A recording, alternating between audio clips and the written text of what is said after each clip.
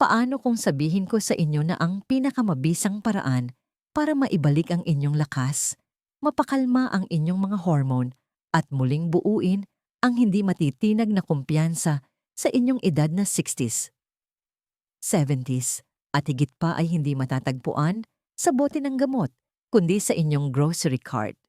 Ito ay isang pahayag na maaring pakinggan na masyadong simple para maging totoo sa ating mundo ng mga komplikadong solusyong medikal. Ngunit pagkatapos ng mahigit 2 dekada ng pagtatrabaho, kasama ang mga mature adult, nakita ko ang katotohanan ito na nangyayari ng paulit-ulit.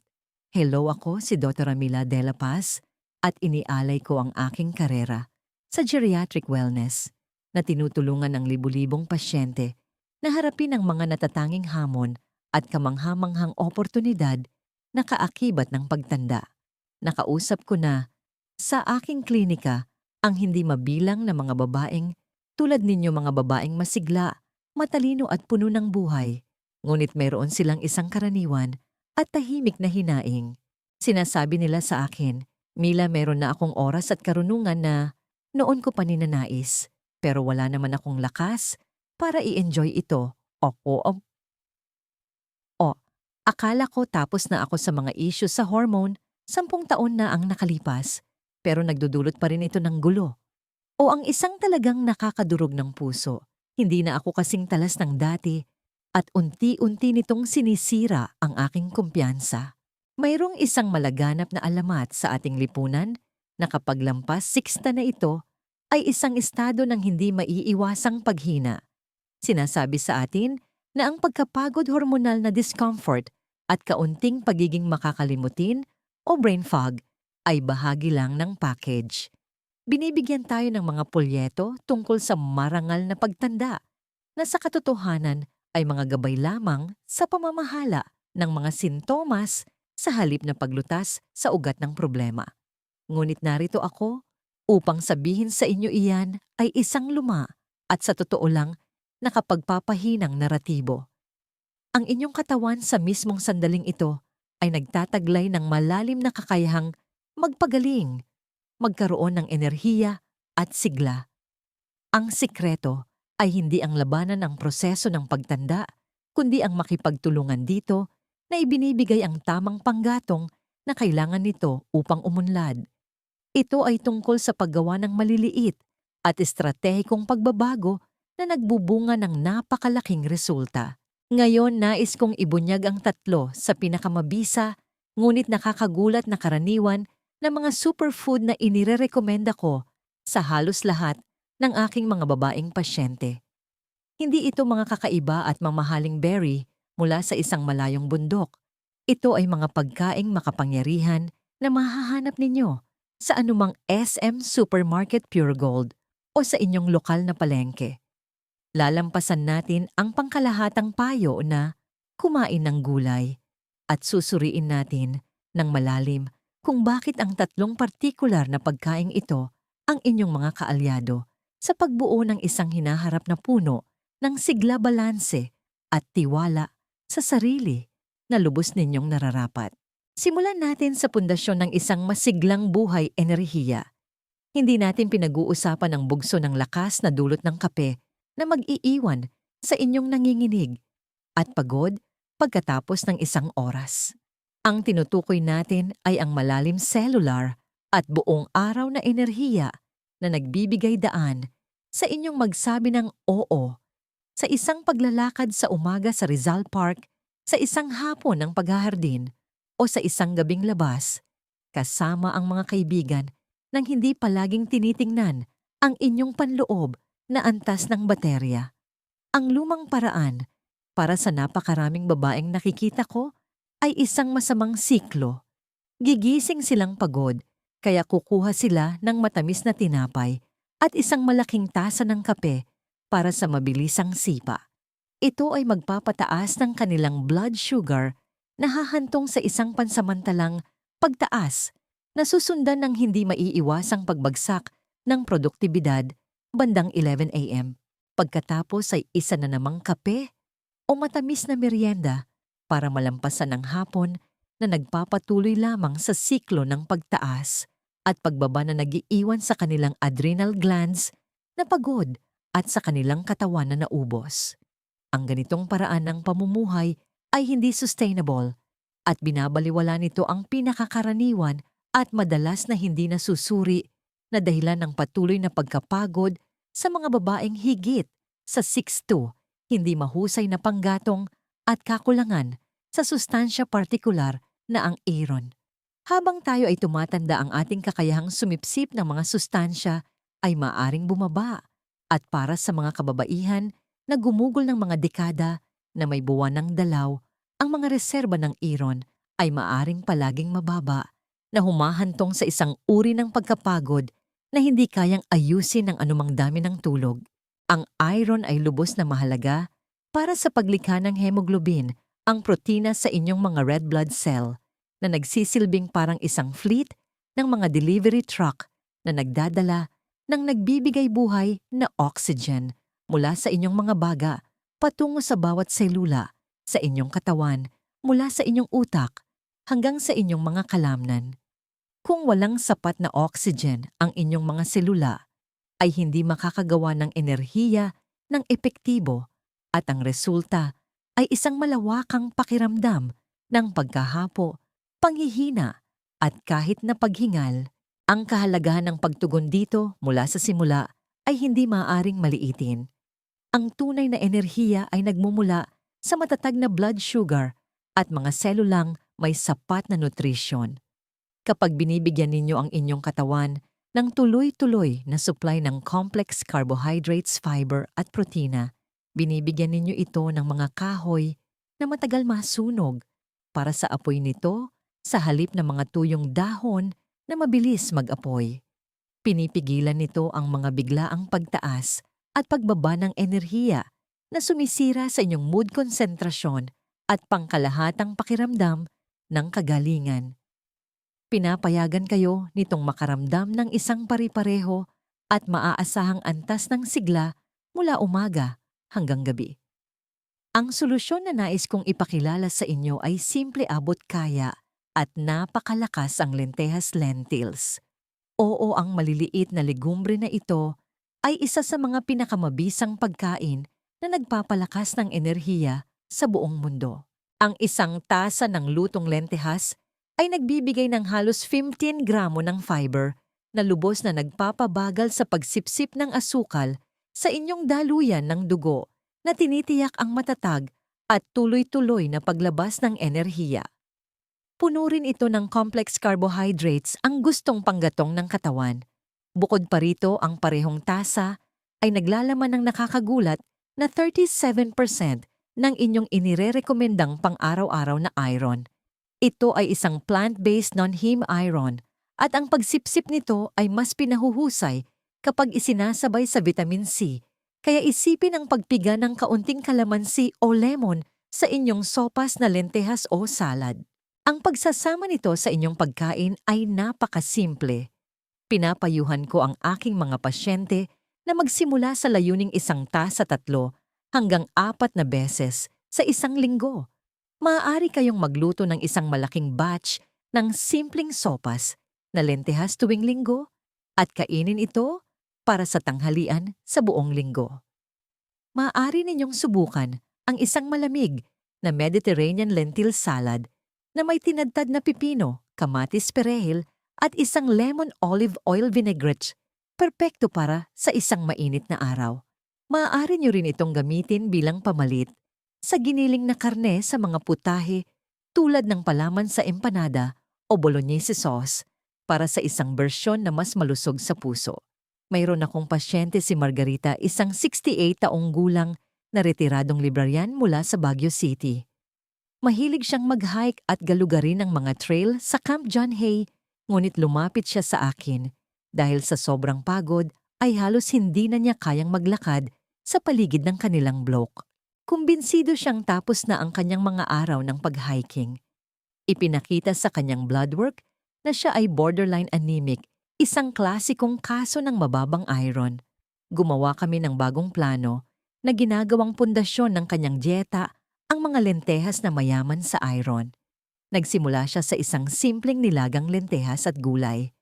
Sa loob ng 6 na linggo, tumawag siya sa aking opisina. Ang kanyang boses ay puno ng kagalakan.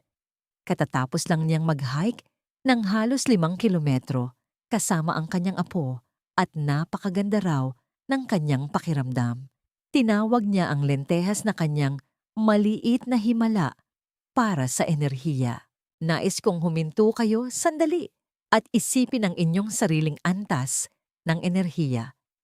Sa isang sukat na 1 hanggang 10, kung saan ang so ay punong-puno ng sigla, gaano ka-energetic ang pakiramdam ninyo sa karamihan ng mga araw? Natutuklasan niyo ba na ang pagkapagod ang nagiging hadlang sa inyong kagalakan na pumipigil sa inyo mula sa mga aktibidad at mga taong mahal ninyo?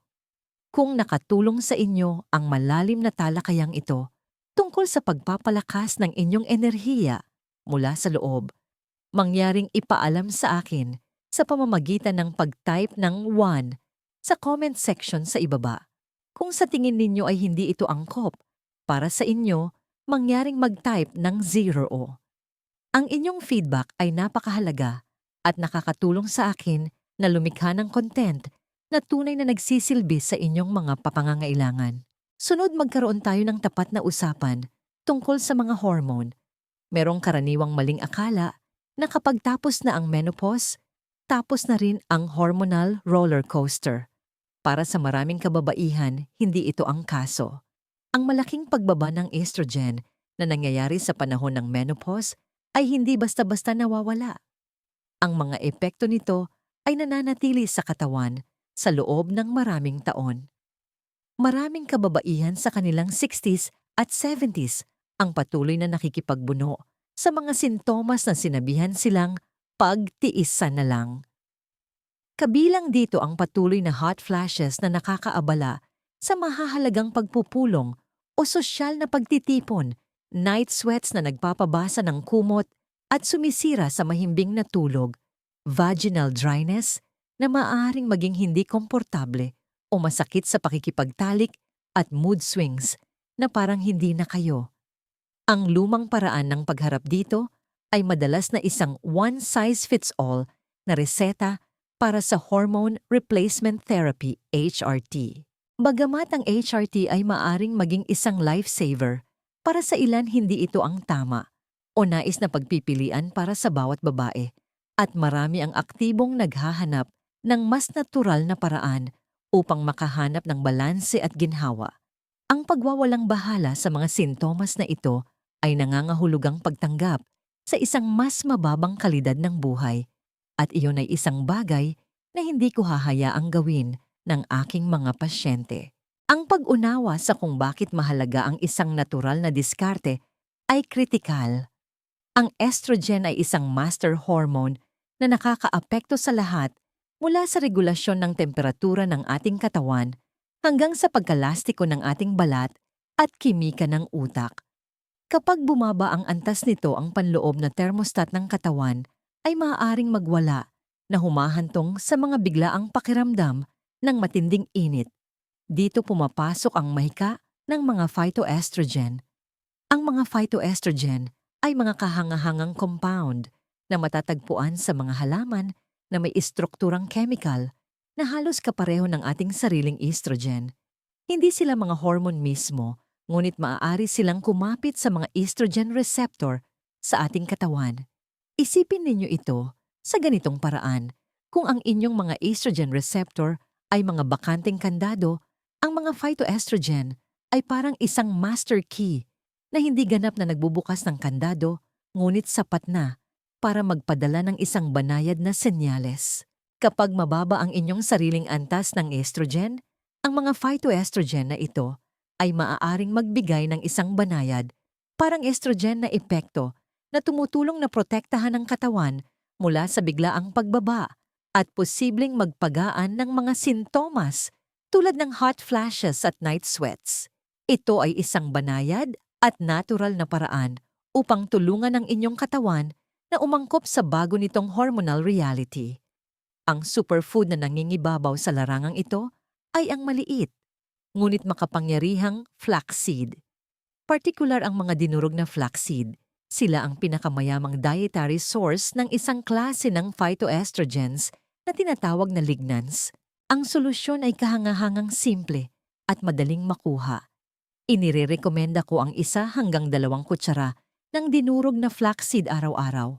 Lubhang mahalaga na ang mga ito ay dinurog dahil ang matigas na panlabas na balat ng buong buto ay pumipigil sa inyong katawan na makuha ang mga kapaki-pakinabang na lignans at omega-3 fatty acids sa loob.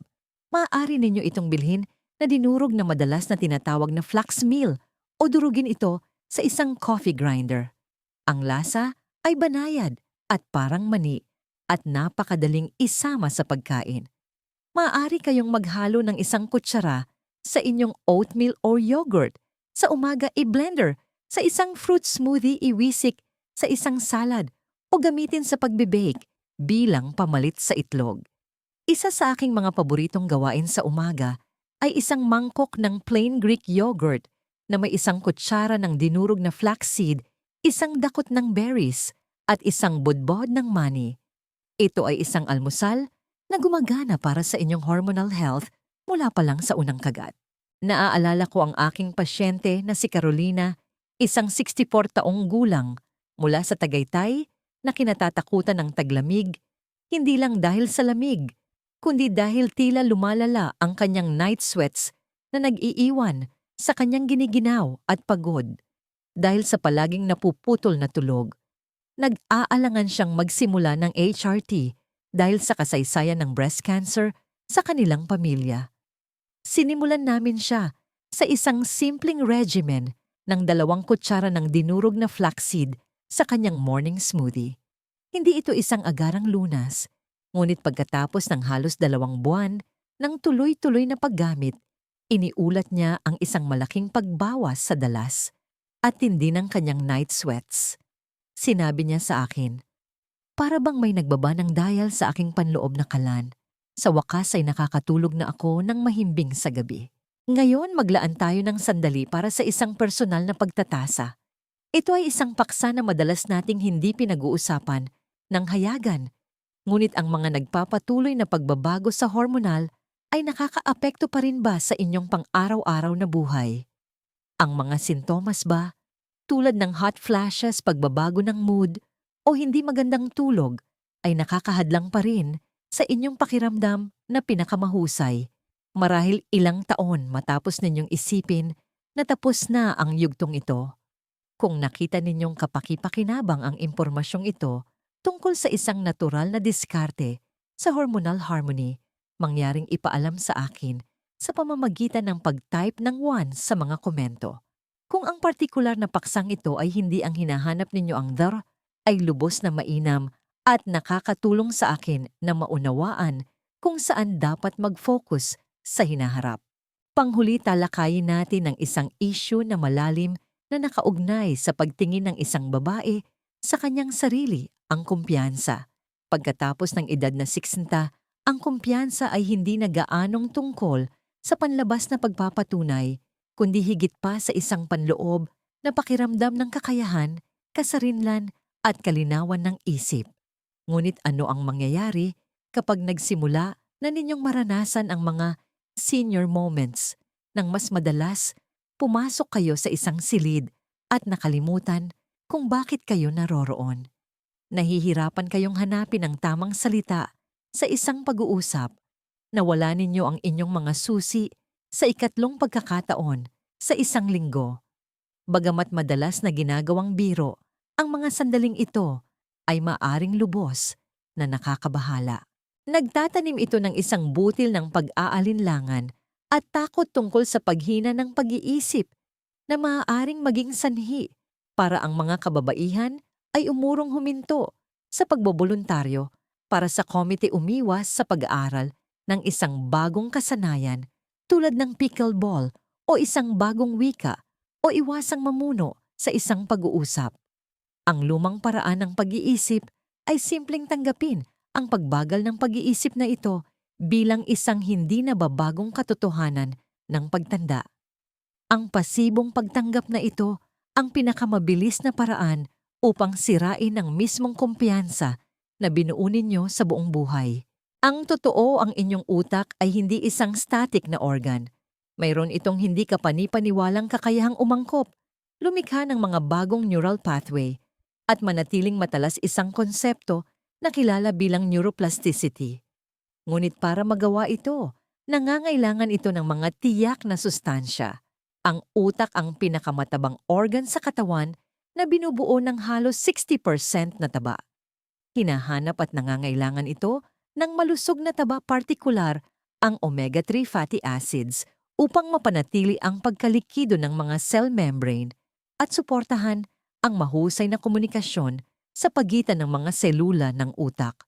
Bukod dito, ang utak ay lubos na madaling maapektuhan ng oxidative stress, at pamamaga na ngayon ay nauunawaan na bilang pangunahing nagtutulak ng paghina ng pag-iisip na may kaugnayan sa edad. Sa makatuwid, ang isang dieta na mayaman sa mga antioxidant at anti-inflammatory compounds ay hindi lamang isang nice to have, ito ay isang must-have para sa pagprotekta sa inyong pinakamahalagang yaman. Dito pumapasok ang ating ikatlong superfood, ang walnut. Ang walnut ang hindi mapag-alinlangan ng hari ng mga mani pagdating sa kalusugan ng utak. Ito ang tanging mani na naglalaman ng isang makabuluhang halaga ng alpha-linolenic acid, ALA, isang plant-based na omega-3 fatty acid. Bukod pa riyan, ang mga walnut ay puno ng isang natatanging kombinasyon ng mga antioxidant at polyphenol, mga compound na kumikilos na parang isang cleanup crew para sa inyong utak na neutralisahin ang mga nakapipinsalang free radicals at pinapakalma ang pamamaga. Ipinakita ng mga pag-aaral na ang regular na pagkonsumo ng mga walnut ay maaring mapabuti ang memorya, konsentrasyon at ang bilis kung saan pinoproseso ng inyong utak ang impormasyon.